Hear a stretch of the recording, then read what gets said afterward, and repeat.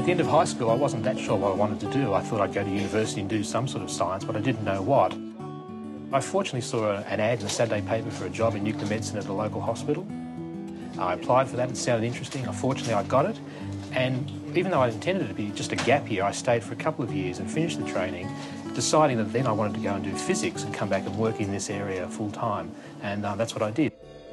So now I'm a scientist working in nuclear medicine.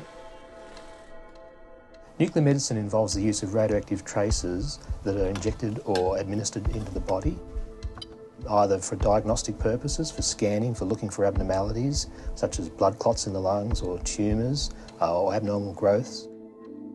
But it can also be used for therapeutic uses, where if we give large amounts of radioactivity with a sort of magic bullet type idea where it seeks out the cancer and targets that with beta radiation, and that will kill the cancer selectively, hopefully sparing most of the normal tissue. Originally, nuclear medicine was invented to image the soft tissues of the body, because in the 1950s and 60s, with X-rays, but no CT or any tomographic imaging, the only way that you could image the brain or the liver or the lungs or the thyroid or the kidneys was with the radioactive compounds. Nowadays, of course, with high-resolution anatomical imaging such as CT or magnetic resonance imaging, you can do that. With nuclear medicine, rather than waiting for a tumour, say, to shrink in size, which might take 6 or 12 months, we can tell within weeks whether the tumour is responding to the treatment that's being given. This patient was sent along to us because there was a growth somewhere in the body that was making the patient produce a lot of calcium, but it was not known where it was, and with an anatomical imaging you couldn't see that.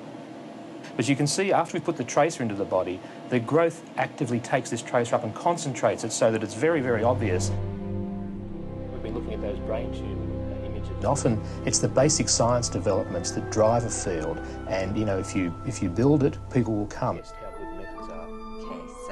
And that's what we find happens, and I have a number of PhD students, not just in physics but also in medicine, who come and work with me to develop a basic science that we might have introduced into their area and exploit that. I think people really would expect that a physicist would be involved in problem solving on a day-to-day basis. There's also a very creative side to it, because if somebody comes and asks you, well, all this data, how can I present it? And one thing we do have in medical imaging is an awful lot of data that you have to compress and display in some meaningful way, and I see that as being a very creative side of the process.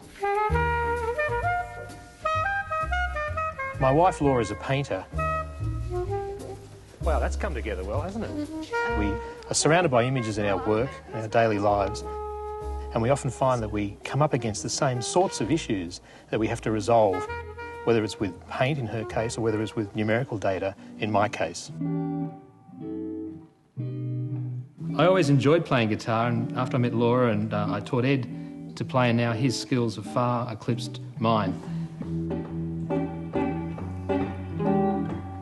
Jamming together is just good fun and a great way to relax and a good thing to do. People have often asked me if I had my time again would I do the same thing, and I'd say absolutely. It's been a terrific path for me to follow, and I've learned a lot, and the ability to be able to do some good science in a multidisciplinary team that can potentially benefit, potentially hundreds of thousands of people is a great feeling.